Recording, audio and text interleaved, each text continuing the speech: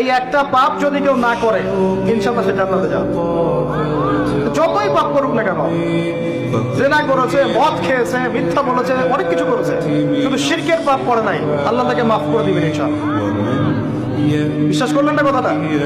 নবীজি বলেছেন এই উম্মতের যে কোনো ব্যক্তি যতই পাপ করুক না কেন আল্লাহ পাক সমস্ত পাপ মাফ করতে পারেন, কিন্তু শিরকের গুনাহ আল্লাহ পাক মাফ করবেন। তওবা করে যদি মারা না যায় মাফ করবেন।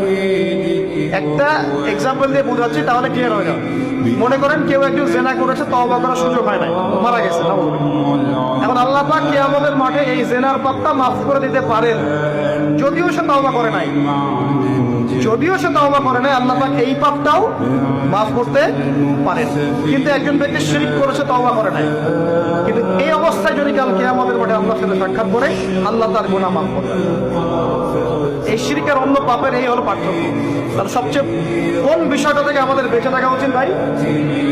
শিরক কিও কেন, একটা বই পাওয়া যায়, কিনে নেবেন। কিতাবুত তাওহীদ একটা বই আছে, পড়ে নেবেন। কুরআন সুন্নাহর আলোকে বিশুদ্ধ আকীদার অনেক বই পাওয়া যায়। আর আকীদা সংক্রান্ত একটা অনবদ্য বই হলো আল আকীদা আত তাহাবিয়া। এই 4-5টা বই পড়লে আপনার শিরকের কনসেপ্ট ক্লিয়ার হয়ে যাবে।